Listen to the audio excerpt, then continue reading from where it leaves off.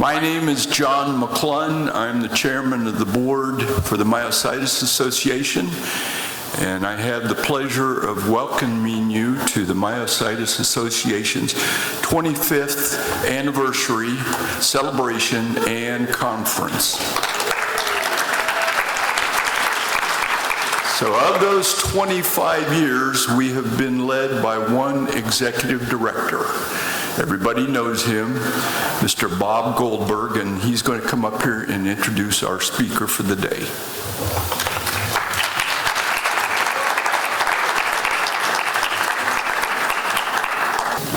Okay, I haven't been the executive director for 25 years, but it probably feels that way. It's only 16, but who's counting? I too want to welcome everyone to this conference. It is a significant event. 25 years is a long time for a rare disease organization. Many rare disease organizations don't make it past 5 or 10 years, so 25 years is really a significant milestone, and it's a tribute to all of you who've helped support TMA and the staff and our board of directors, and so we've all had a part in it, and we're going to be celebrating the 25th anniversary over the next couple days. You'll be hearing about some events. You'll be watching a video one day. We have a cake that is going to serve. We have 500 people here at the annual conference this year, and there is a cake coming that's going to serve 500 people. So that'll be something worth seeing. And I don't want to go into any more detail for now because I do want to turn this over to our speaker very shortly. But there are a couple things I would like to share with you. We were in Louisville in 2013 for the 20th anniversary. I'm curious, how many people here, just put your hands up, were with us in 2013? No. Okay. All right. So a lot of, quite a few of you were with us. Louisville is an interesting town. Some of you probably know what Louisville is famous for. They're famous for Muhammad Ali, they're famous for Churchill Downs, and they're famous for the Louisville Slugger baseball bats. And by the way, I know at least one person here has been over to the Louisville Slugger factory, and they produce canes with baseball. They're baseball bat canes. They're very unique. They're unique, and you can get them engraved. And anyway, if anyone's going to this Louisville Slugger Museum, you may want to take a look at that. But the reason I mention Ali and Churchill Downs and Louisville Slugger, there's a message there, and I think Louisville kind of personifies just grit and toughness and determination. Ali with all his opponents that he defeated and the disease that defeated him. The thoroughbreds at Churchill Downs and the Kentucky Derby, 20 thoroughbreds trying to prove that they're the best 3-year-old in America. And then Major League Baseball players standing at the plate facing a 95 or 100-mile-an-hour fastball with only their Louisville Slugger in their hand. So there's a lot of grit, determination, and that's kind of the theme of this conference. Congratulating all of you on dealing with your disease, facing it down as best you can. And we realize that it's not easy, and we're here to help you as best as possible to deal with the disease. I'm going to just have a few logistical announcements, and then I'm going to turn over the microphone to Dr. Mammon. For those who are going to the dinner tonight, we have a dinner at the Muhammad Ali Center. You need to sign up in advance. So for those who have signed up and need to have transportation, there's going to be a bus to shuttle you over to the Ali Center. The bus is picking up outside the hotel in the driveway at the main entrance. You'll see just to the right of the main entrance. If you're planning to ride over with us, be at the front entrance by 5:30. The bus will carry as many 40 people over, and then it'll come back and pick up the next crew. But we don't want to leave anybody behind, so try to be sure to get there in time. Couple things, PowerPoint presentations. I know everyone always not everyone, but a lot of people have trouble, like myself, seeing PowerPoints from a distance. We have most of the PowerPoint presentations that you're going to see over the next 3 days on our website. So if you're in a room, you're in the back, you can't see the PowerPoint, or the presenter didn't think to make the font large enough for anyone to see it other than him or herself, you can go online and hopefully you'll be able to find the PowerPoints and follow the discussion. There is wireless throughout the meeting rooms. For those who want to connect to the wireless network here, it's Myositis Conference is the network, and TMA 25, TMA being all caps, is the password. This one is a little bit different, and I want to get it out front right now. I know many of you want to have a room with a roll-in shower, and every hotel is limited in the number of rooms that do have roll-ins. So what we're doing this year, and we are interested in seeing how well this goes over, is if you need to use a roll-in shower and your room doesn't have a roll-in, we have reserved 2 of the sleeping rooms here that have roll-in showers for the use of it by anyone who needs to take a shower. The hotel is going to make sure the showers are clean throughout the day. They have plenty of towels. And what you need to do if you need to use a roll-in and don't have one, come to the conference registration desk where you picked up your conference materials. They will give you a key. We'll ask you to sign out so that we know who last took the key. And if you return within 90 minutes, we appreciate it. If you don't return within 90 minutes, you must have really needed a shower. For me, it's about 8, but anyway. Okay, what else? Name badges, make sure you have them on. The staff have red ribbons. The board of directors have black ribbons. If the board doesn't mind, just for those who can stand, would you just stand for a second so everyone sees who are the members of the board of directors that are in the room? Okay.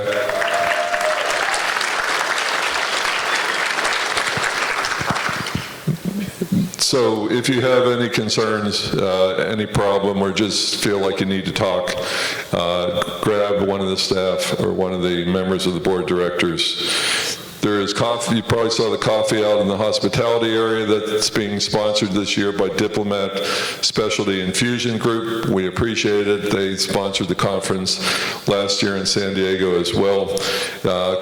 In your booklet, your program, it'll tell you what hours coffee is available.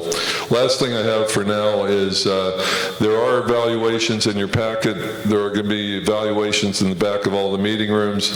The evaluations really do matter. We look at every single evaluation, and the board of directors knows that we have adjusted our program, the content of the program, the way we operate the annual conference, the hotels we select for the conference. All that is a result of the feedback we get from you. So I know everyone has evaluations, and everyone says, well, yeah, who's going to read them? We do. So we would appreciate it. If you don't turn them in before you leave the conference, you can mail them back to TMA. So with that, I'm going to introduce Dr. Andrew Mammen.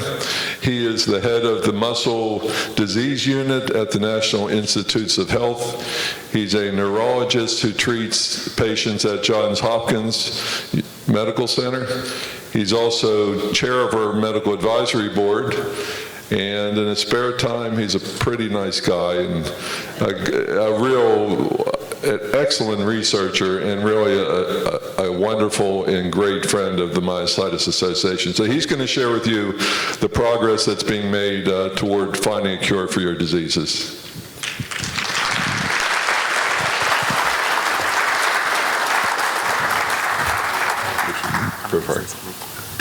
All right, can everybody hear me? All right, and I can't actually see what slides are up, except I do have a board here, but you can now see my talk up there?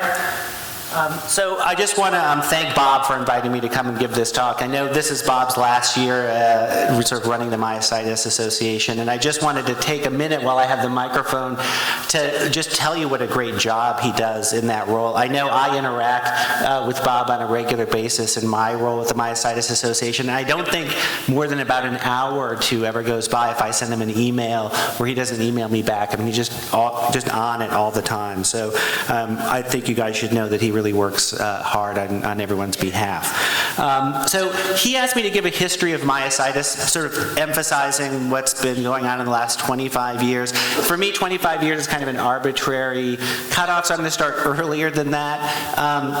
I'll say at the outset that this is not a comprehensive overview of myositis by any means. There have been thousands of papers published on myositis, and I've just selected a few of them to highlight. And I apologize to any researchers out there if I fail to go over your most important work. So it's very subjective and incomplete, but I just want to give you a sense of where we have come from and where we are and where we're going.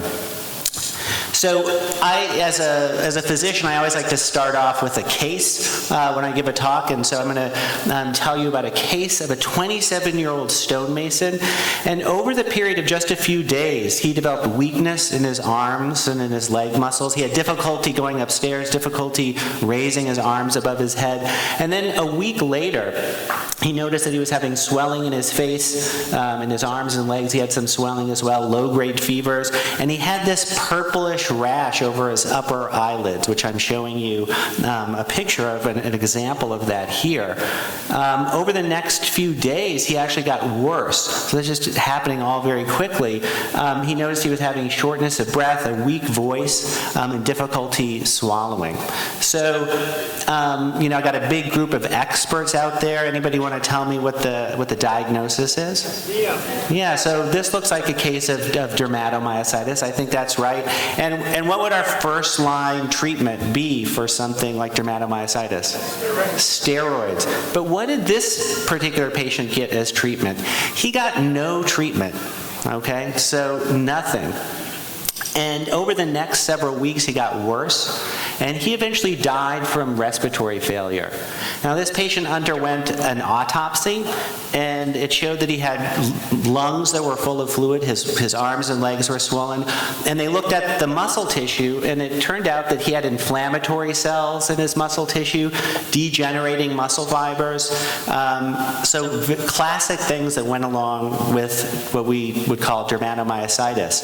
So all of you out there were able to, come to the appropriate diagnosis pretty quickly. So do you think this was sort of a case of medical malpractice? I mean, should the doctor have known better how to treat this patient? Maybe, except this is actually a description of the first case of dermatomyositis described in the literature. So it's Professor Hans Unverricht from 1887, and this is really the first description of myositis with skin lesions, and he obviously was not malpracticing in describing this case. It was really just the first description of the disease. He also saw a couple more patients with similar clinical features, and in 1891 he published this paper, and this was really the first coinage of the term dermatomyositis. And I think for a while this was actually called Unverricht's disease by some people instead of dermatomyositis, but he's the one who coined that term back in 1891. Quite a few years went by before a case of dermatomyositis in a child was published. So that was in 1912 by Batten in London. And he described an 8-year-old girl who, again, developed arm and leg weakness. The legs and arms became stiff over time, difficult to move them at the joints. She developed typical rash that we would associate with dermatomyositis. And various treatments were tried, like salicylates, which is aspirin, essentially, massage, warm baths, what they kind of had at their disposal. Remember, this is pre-steroids. But unfortunately, after 15 months, she passed away as a complication of infection. And this is a picture, actually, from the publication, this first child with dermatomyositis. And you can see her arms and legs are sort of bent. That's as far as she can extend them, lying there in her hospital bed. So severe, what we would characterize as contractures. This report from 1912 actually includes the first detailed description of what the muscle biopsy looks like from somebody with dermatomyositis. So I don't think I have a point. Do I have a pointer? I don't think I have a good pointer here. But what you see here is a black and white picture of a muscle biopsy from this young girl. And what you see at the center are pretty healthy looking fascicles of muscle fibers. On the outside, they're very small. Because that's a black and white, hard to see picture, I decided to show you a more modern picture of the same thing. At the top, you have a healthy, normal looking muscle fascicle where all the myofibers there are about the same size, those red circles. And in the lower part, you have these, a similar fascicle, except at the bottom, at the lower right-hand edge, you can see that the myofibers, the muscle cells are all very small or atrophic. And because that's a fascicle, that's called Peri-Fascicular atrophy. And that's really the hallmark of the dermatomyositis muscle biopsy, again, first described in 1912 by Batten, and we still are looking for this in muscle biopsies of patients. He also noticed that blood vessels in the muscle biopsy were surrounded by inflammatory cells.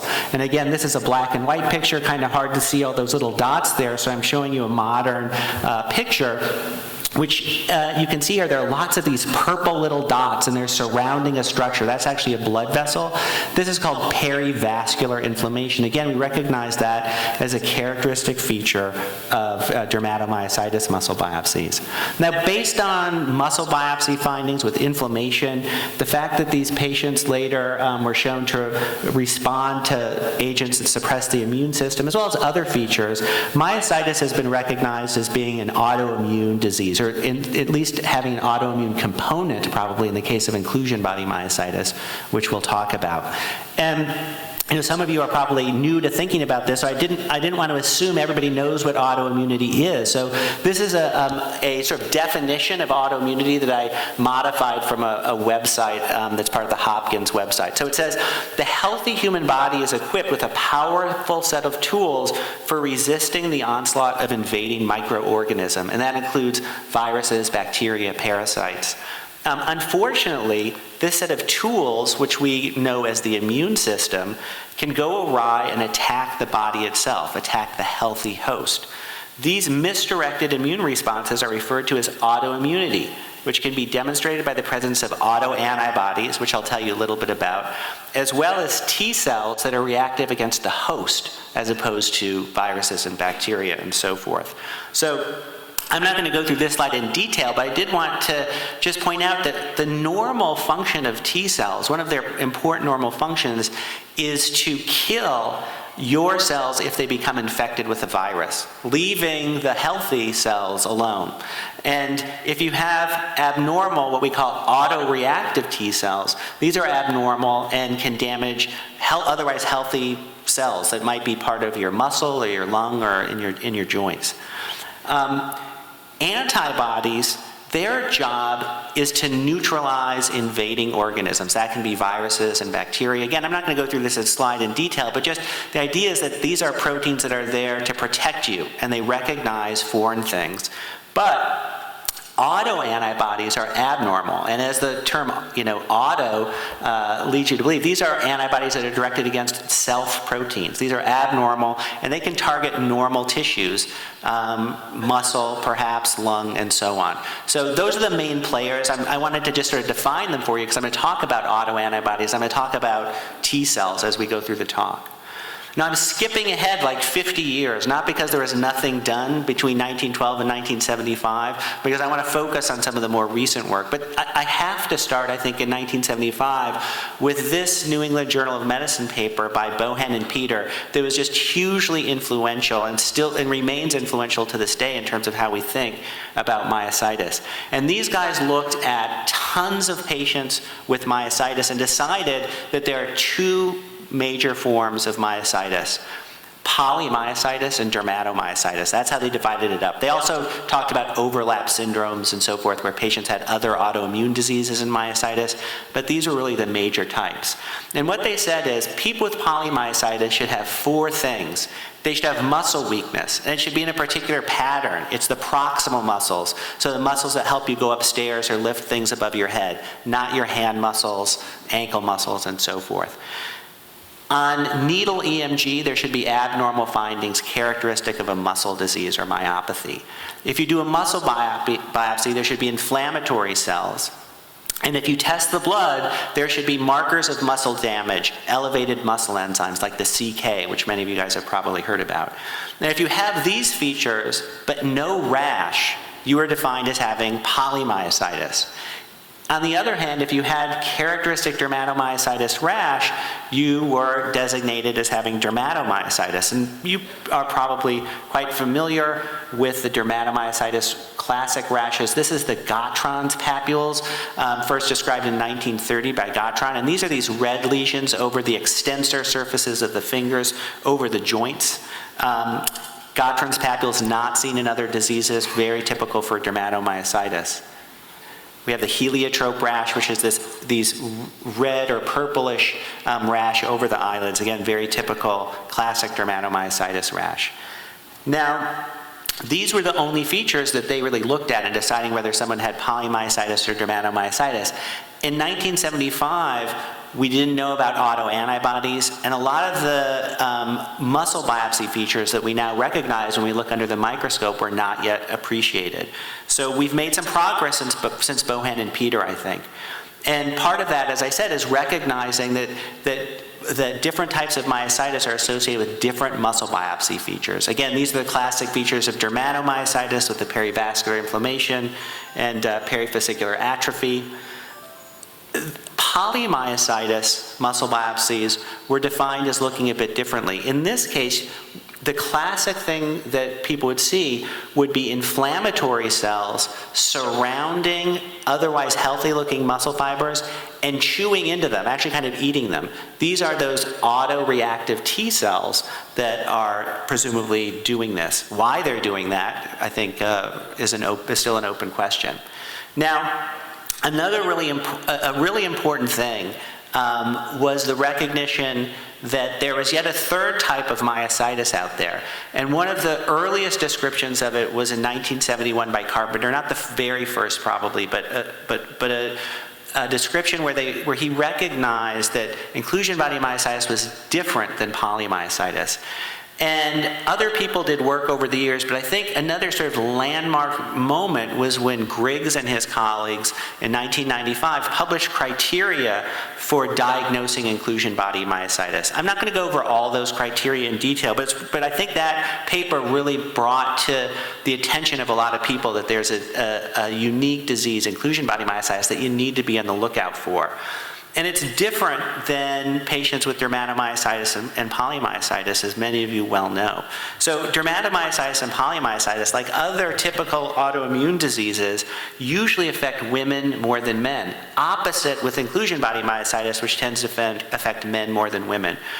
It tends to affect men over the age of 50, so the older population. And in contrast to dermatomyositis and polymyositis, where the disease can come on over days or weeks and people can be severely weak very quickly, in most cases, inclusion body myositis has more of an insidious onset. You might not even notice you're weak at first, and it slowly progresses, usually until there's something you can't do, and you notice you're weak, or you start to fall. The pattern of weakness is different. I explained how dermatomyositis and also polymyositis have predominantly proximal muscle weakness, the large muscles of the deltoids, the hip flexors. People with inclusion body myositis have a different pattern. Finger flexors are often weak, wrists can be weak, ankles can be weak.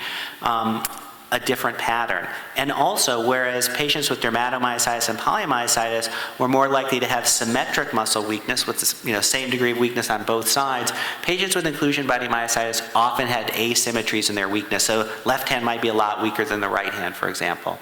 Swallowing problems were typical. The disease tended to be slowly progressive, which in a way is good, but the bad news is it didn't respond well to immunosuppressive therapy like many patients with dermato and polymyositis did. So this is when it was really recognized as a unique disease just in terms of the clinical presentation. And then the muscle biopsies were also different than what you see in polymyositis or dermatomyositis.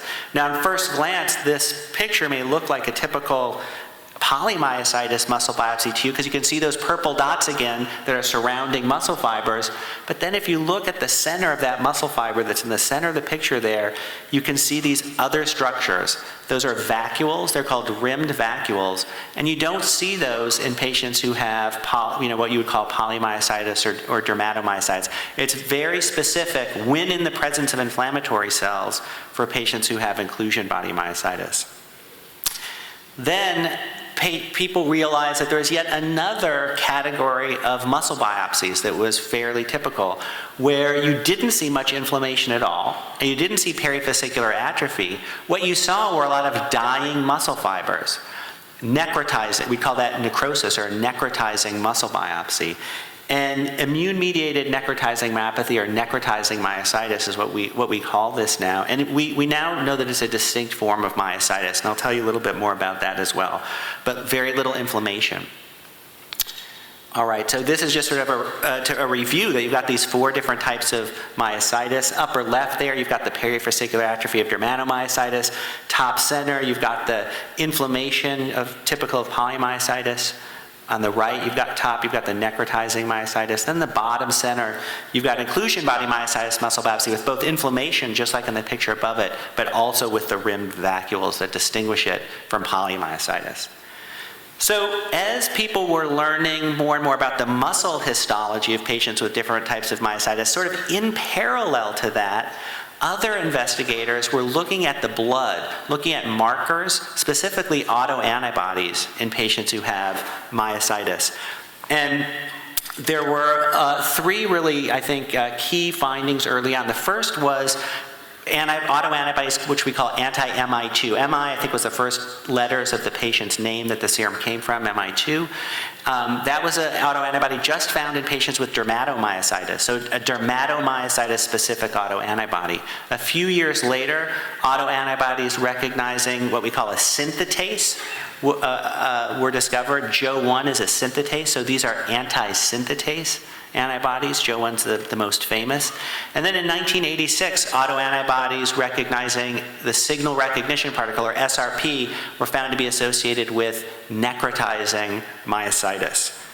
And I'm not going to go over all of these different autoantibodies in detail, but I just want to highlight that each of these antibodies really distinguishes a unique type of myositis.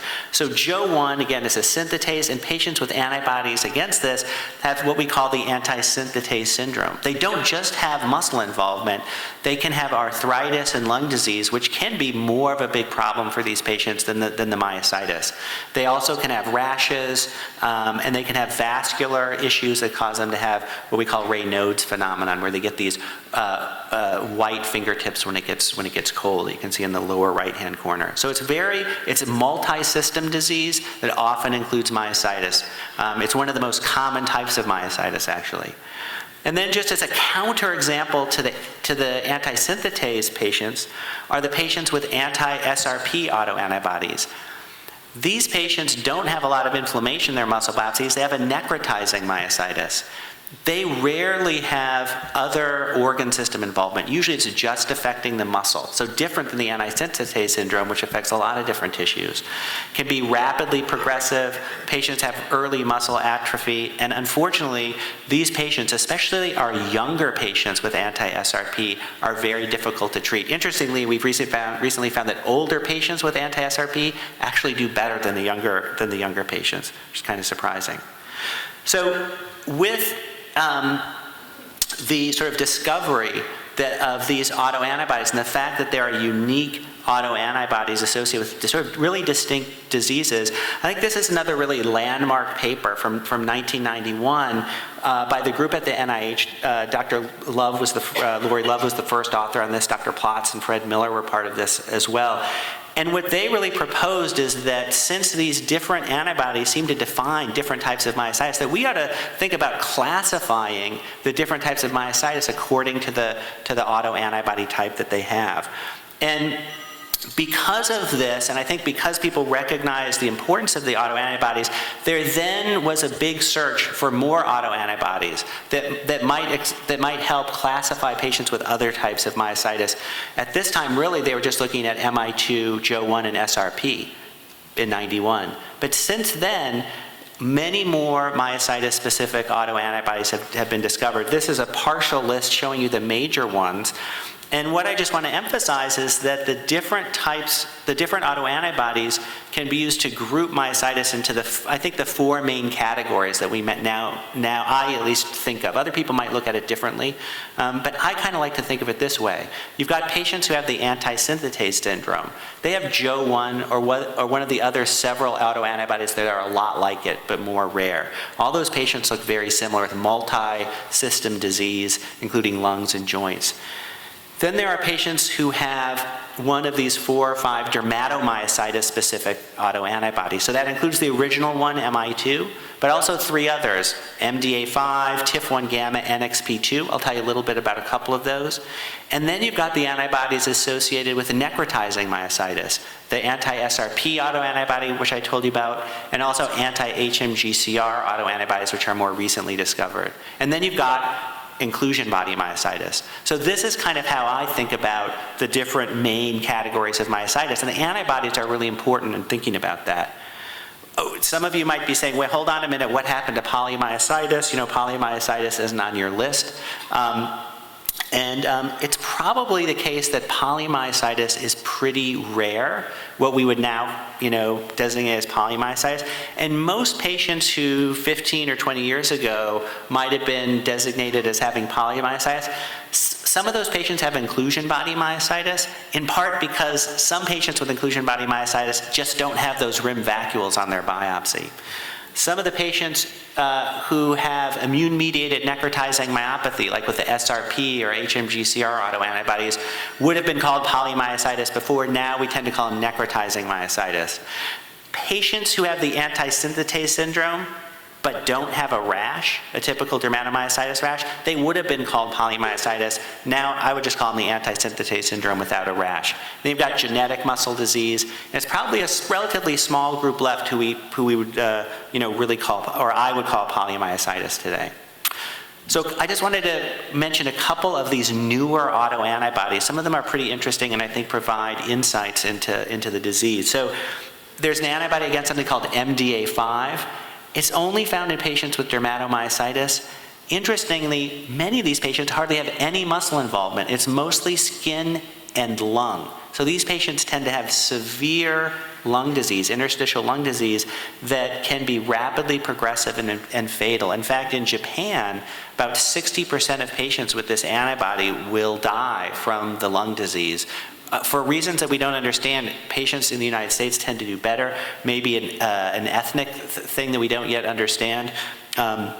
So it's good news that people tend to do better, but still it's the most severe form of myositis, autoimmune myositis. These patients also have unique rashes. So they have rashes not just on the extensor surfaces of their hands, but also on the palm side, and often these are ulcerating. And here at the bottom right, you can see that there are actually ulcers on the fingers, which would be less typical in other types of dermatomyositis, but very typical of MDA5. What about cancer? So it turns out there's kind of an association between autoantibodies, dermatomyositis, and cancer that I want to tell you about. So it's been known for a long time that cancer and dermatomyositis kind of go together.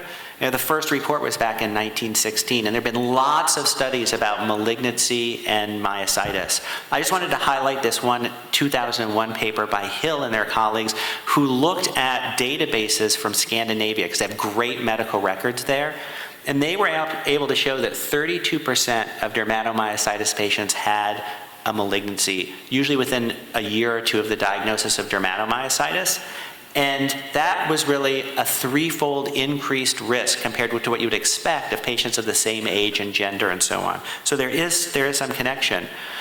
And in 2006, a novel dermatomyositis autoantibody was discovered that seemed to be associated with malignancy. seem to be associated with cancer more so than other dermatomyositis patients without that antibody. And there's a very nice study in 2012, which I think is really important, which pooled all of these earlier studies together to look at the risk of cancer and dermatomyositis. And what they found was that patients with this antibody, TIF1 gamma, had a 58% chance of having cancer. In contrast, the dermatomyositis patients without this antibody only had a 5% chance of having cancer. So we think that patients who have these antibodies really warrant a more aggressive evaluation for malignancy than patients who don't have the antibody. I think that's a really important paper. This is the last one I think I was going to talk about. This is a new autoantibody that recognizes a protein called HMGCR. It's associated with a necrotizing myositis. Like SRP, it only affects muscle, not other organs usually.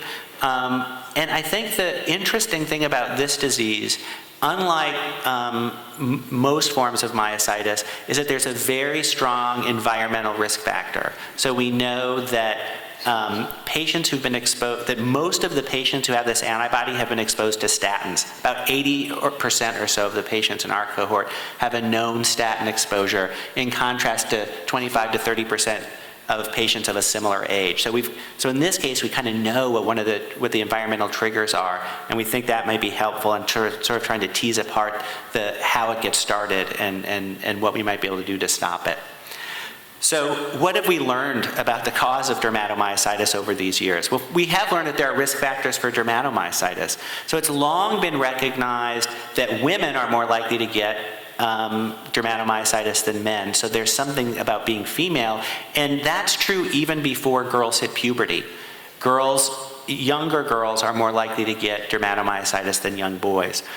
It's also the case that that dermatomyositis is more likely to occur in people who have certain genes that are important in the function of the immune system. And I don't want to get into the details of how these genes work, but they're called HLA alleles. And if patients with dermatomyositis are more likely to have certain HLA alleles than patients that don't get dermatomyositis. That being said, most patients who have that genetic risk factor never develop the dermatomyositis, but it's a risk factor nonetheless. And another thing that I think is pretty interesting, back in 2000, a European group recognized that the prevalence of dermatomyositis increases as you move closer to the equator and decreases as you move closer to the North Pole. And then in 2003, another group at the NIH recognized that this was probably because of ultraviolet light exposure. That what's really driving this is that the more ultraviolet light exposure you have, the more likely you are to develop dermatomyositis. So again, these are relatively weak but still significant risk factors for developing dermatomyositis. I also want to highlight this study from 2005 by Steve Greenberg, who probably many of you have heard, and his name comes up a lot. What he did, along with his colleagues at Harvard, including Tony Amato, they took a bunch of muscle biopsies from dermatomyositis patients, and they looked at all the genes that were expressed in that muscle tissue and at what level. So all your tissues express different genes depending on the state, depending on what the tissue is, and they analyzed all that. Then they looked at normal muscle, and they looked to see what genes are expressed differently in dermatomyositis muscle compared to normal muscle. And what they found was a set of genes very highly expressed in dermatomyositis muscle that were expressed at low levels in normal muscle.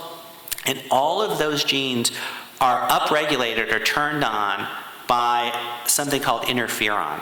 Okay, so we would say that the muscle tissue has the interferon signature. You're not looking at the interferon itself, but you're looking at the genes that are upregulated by interferon. And that's what you see in dermatomyositis. So what the heck is interferon? So interferons are a group of signaling proteins that are released by host cells, and they're released in response to the presence of bacteria and viruses and things like that, and they help your body fight off the infection. Now, it's unclear why muscle cells would be exposed to high levels of interferon, which is what it looks like. But Steve Greenberg and his colleagues showed that in the muscle cells of patients with dermatomyositis, there's a particular type of cell called a plasmacytoid dendritic cell, and those cells secrete tons of interferon. So we presume, although we don't know for sure, that that's where the interferon is coming from. Now, why the plasmacytoid dendritic cells are secreting interferon, we don't know. Whether that's the main thing or some kind of a epiphenomenon of dermatomyositis, we don't know. But it does seem like that is probably an important part of dermatomyositis. So why, I'm telling you all these details. Why should we care? Like, why am I telling you about this?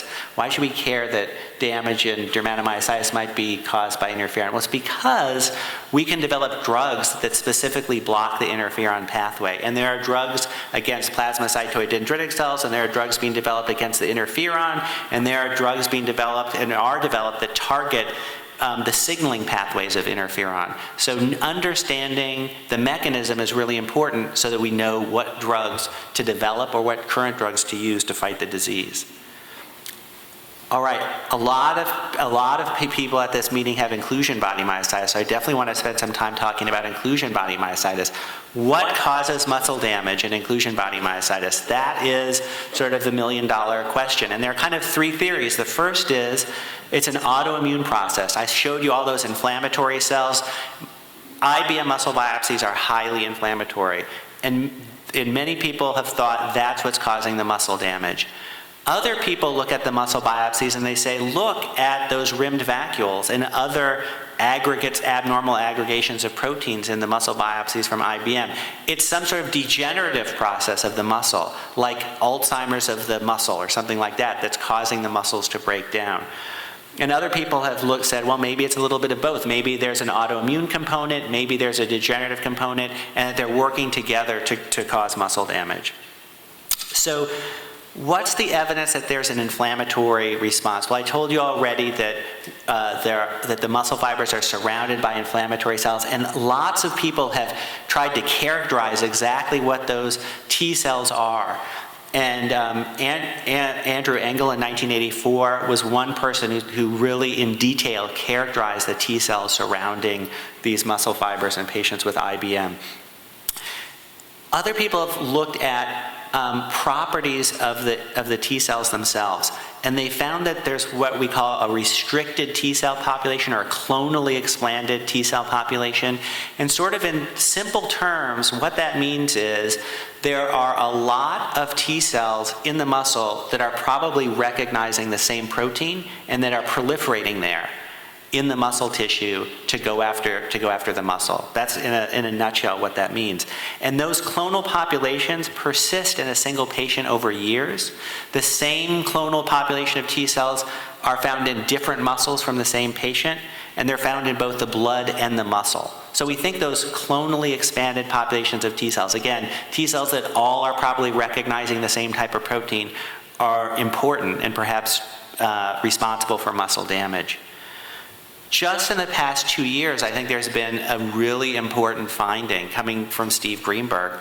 And he really defined that there's a unique type of T cell in the blood and the muscle of patients with IBM that we really did not appreciate before, and is probably really important. So nearly 2/3 or over half of IBM patients have abnormal populations of T cells in their blood that make a protein called CD57. That CD57 is on the surface of the T cell, and it is associated with particular properties of the T cell that are probably important. These T cells the CD57 positive T cells may have an increased ability to kill muscle cells, and they may be harder to kill themselves. They may be more resistant to immunosuppressive drugs than normal T cells. And what Steve showed is that patients with these abnormal cells have more severe disease than patients who don't have them. Another sort of more evidence that they're important.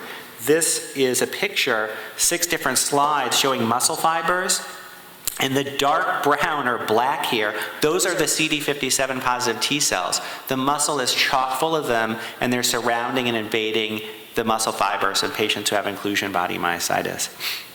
He also showed that the more of these abnormal T cells that you have in the blood, the more of these abnormal T cells are invading the muscle tissue in patients with inclusion body myositis. So upper left-hand corner is a patient with lots of these abnormal cells in their blood, and there's lots of muscle fiber invasion by those T cells. Bottom right is somebody who had very little, of these CD57 positive T cells in their blood, and very little of the muscle tissues invaded by those types of cells. So, and then again, when you have any of those cells or high levels of those cells in the blood, you also have worse disease. Again, I'm showing you this. Why should we care? You know, why is this important that we are studying these cells? Well, it's because we can probably develop drugs that could selectively kill those CD57 positive T cells. They're not developed yet, but if you could develop a drug that just killed those, but not the other T cells in your body, maybe that would be an effective treatment for inclusion body myositis that would leave the rest of your immune system relatively intact. So that would be the goal there. What about, so that's sort of the argument for an inflammatory process. There's kind of also a compelling argument for a degenerative process. So back in 1971, in one of the earliest descriptions of inclusion body myositis, Eunice noticed there are these rimmed vacuoles, and he also pointed out the presence of these what are called filamentous inclusions, which you can only see by electron microscopy, which I show you an example of there on the right. So that is very abnormal. And in 1991, Mendel and his colleagues used some special staining to show that that inclusions in inclusion body myositis have some unique properties. So when they're stained with this particular type of stain, under one kind of light condition, there are these reddish accumulations. The arrow is pointing to one in the top left. And in the bottom left, you can see under a different kind of light, it turns green. So these are reddish green, called red-green birefringent accumulations, and that defines amyloid. And amyloid is just an abnormally folded protein. So it looks like, just based on this study, there are abnormally folded proteins in patients who have inclusion body myositis, and he did not see this in patients with other types of myositis or muscle disease. So what are those proteins? People have done a lot of work over the years trying to figure out what are the abnormally accumulated proteins. And I'm just going to highlight a couple that you might have heard of. So P62 was found in 2007 to be accumulated in the muscle. Another protein called TDP43 in 2008 was described in patients with inclusion body myositis. And then in 2016, there was a study that really used sophisticated technology to figure out what all the proteins were that were accumulated. And they could find a list of hundreds of proteins that seem to be abnormally accumulated, especially in the rimmed vacuoles of patients who have inclusion body myositis. So again, I'm always like we worked really hard to, figure out what are sort of the mechanisms. Is there going to be some payoff, for this at the end? And it is important to understand the disease mechanisms, because if we could develop drugs or use drugs that we know could help unfold abnormally folded proteins or prevent them becoming unfolding incorrectly in the first place, maybe we could prevent aspects of the disease that are due to this degenerative process. And drugs that do this are currently under investigation. So many people with IBM have heard of this drug arimoclomol, and that's what it does. It may be a potential treatment for IBM because it enhances the unfolding and or degradation of misfolded proteins. It does this by activating a protein called HSP1, which is involved in unfolding those proteins. And in a mouse model of muscle disease, not IBM, not inclusion body myositis per se, but something somewhat similar due to mutations in this gene called VCP, that drug, arimoclomol, improved their strength. It's also been used in a small number of inclusion body myositis patients who seem to tolerate it pretty well, but it didn't quite meet the endpoint for demonstrating in that small population that it's effective. Hence, there's now an ongoing trial, a large clinical trial of arimoclomol in inclusion body myositis. And that's really, again, based on the basic research that was done over years to demonstrate that there are abnormal accumulations of protein in the muscle. Dr. Bonveniste from France has taken a little bit of a different approach, but it's the same kind of idea. It turns out that in normal cells, the proteins have to be degraded somehow, and that is accomplished through a process called autophagy, which helps get rid of proteins. There's evidence that autophagy is abnormal in muscle biopsies of patients who have inclusion body myositis. And the idea is that there's a currently existing drug called rapamycin, which binds to something called mTOR. And again, without going into the details, this might be a drug that can fix the broken autophagy found in patients with inclusion body myositis. The kind of cool thing about rapamycin is not only does it do that, but it is also immunosuppressive. So it inhibits the secretion of a protein called interleukin-2, which is pro-inflammatory. So this is kind of a, people might think this is kind of a cool drug because it both could address the myodegenerative properties in IBM and at the same time maybe help with the inflammation as well. And Dr. Bonveniste and his colleagues in Paris at a single center, I believe, treated 22 patients with rapamycin, 22 IBM patients with rapamycin, and 22 patients with placebo. And there were some very encouraging results, particularly with regard to MRI findings that the rapamycin may be effective in patients who have inclusion body myositis. So I know he's very interested in trying to do a larger clinical trial of this to really demonstrate for sure not whether it's helpful. I also wanted to highlight that moving forward in clinical trials are obviously how we show whether medications are effective or not. We can do all the things in the lab with mice that we want. At the end of the day, you have to show in people that it's effective. And that's hard to do in a disease like myositis, because it's a number of different diseases, and some of these diseases affect multiple organ systems, so it can be complicated. And I think we have two new tools to help us. One is we now have an internationally recognized sort of classification scheme, criteria for identifying the different types of myositis, and that was really spearheaded by Ingrid Lundberg, who I think is going to be here this weekend. And that's really important so that everybody around the world is going to be on the same page about who has what kind of myositis and who doesn't. So that if I say somebody has inclusion body myositis in America, they're going to know what that means in Paris and Berlin and so forth. And again, many of these diseases are multi-system diseases. They may involve lung, joints, muscle. So developing criteria for what constitutes an improvement, a minor improvement, a moderate improvement, or a major improvement is actually pretty complicated. And I mean, this project led by Lisa Ryder and also Rohit Agarwal has been going on for many years and is now published, and they now have internationally recognized criteria for defining clinical improvement in patients with dermatomyositis and polymyositis. So these tools, I think, are going to be really helpful in clinical trials as we move forward. So just to kind of summarize, we've come a long way since 1887, and we've also come a long way, I think, in the last 25 years since the Myositis Association has been around. Because we recognize that dermatomyositis and polymyositis are autoimmune diseases, we've been able to use a lot of immunosuppressive medications that were often first used for other things. So remember, again, until the mid-20th century, if you had myositis, there was really no effective treatment for you. It wasn't until the 1950s that corticosteroids came out and people began to be treated with those medications. Methotrexate in the 60s, azathioprine and IVIG as treatments came out in the 80s.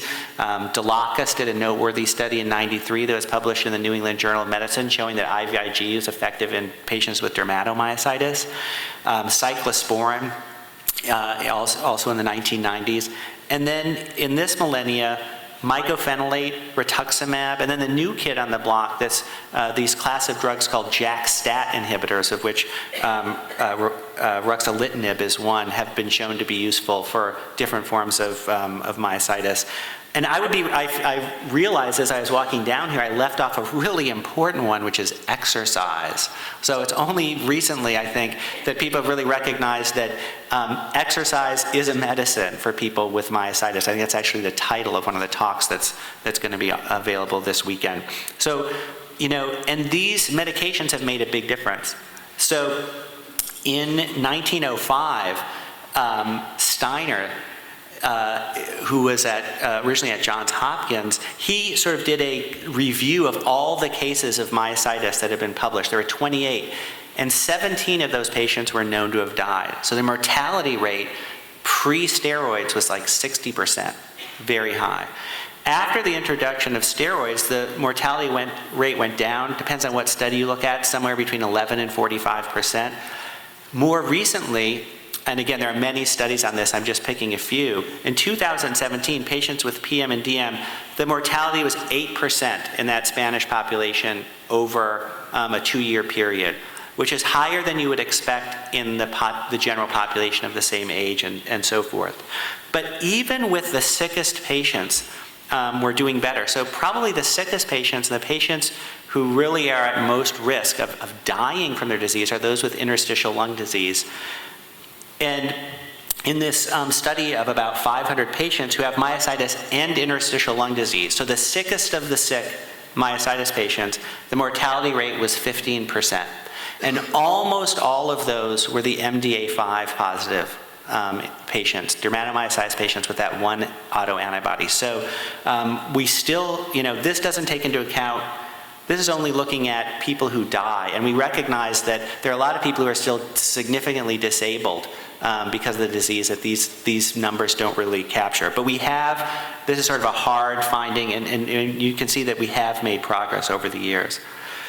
Again, due not just to their being ineffective, but also because of their side effects, we need better treatments for polymyositis and dermatomyositis. Some people don't respond much at all to the treatments that we have. And for sure, effective treatments for inclusion body myositis are really desperately needed because we just don't have anything at this point that's proven to be effective. And one of the things I've wanted to convince you of, and I hope I've been successful at, is that in order to figure out what are going to be the most effective therapies, we really need to understand what's causing the disease. And we need to understand what's causing each of the different types of myositis. And only by doing that are we really going to be able to find sort of laser-focused treatments that will be highly effective and that will have fewer side effects than the currently available therapies. So I'm hopeful that we're going to succeed at this, and that maybe there will be no 50th anniversary of the Myositis Association because we know how to treat it. So that's my wishful, hopeful thinking that it won't have to go on forever. That's really all I have for you. I don't know if there's time left, but I'd be happy to take questions if there is, Bob. Nope. Not really. Okay.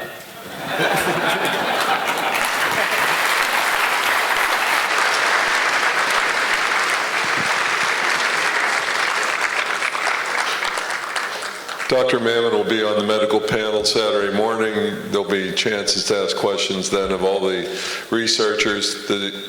Dr. Ryder and Dr. Lundberg, who was mentioned at the end there as achieving some really significant milestones in understanding the disease. Both of them are going to be here on Saturday. As part of our 25th anniversary, we are issuing some research awards recognizing people who've made a difference in the field. So you'll have a chance to hear from them as well. They're going to join the medical panel.